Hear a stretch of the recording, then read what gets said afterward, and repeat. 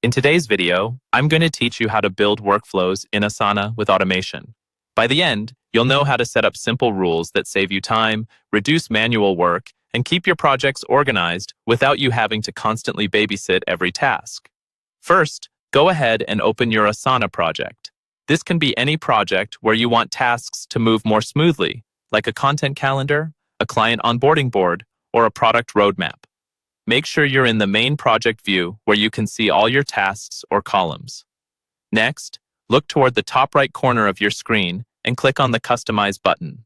This is where Asana keeps all the extra options that help you tailor the project to your workflow, including fields, forms, and, in this case, automation rules. Once the customization panel opens, find and select the rules option.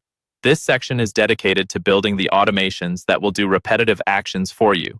If you've never used it before, think of it as a way to tell Asana, when this happens, automatically do that.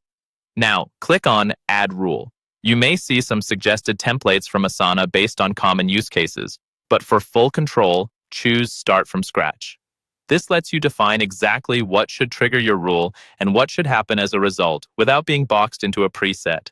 With your blank rule ready, it's time to define the trigger and the action. The trigger is the event that kicks everything off. For example, you might choose Task Moved, so that whenever a task is moved from one column to another, the rule will run.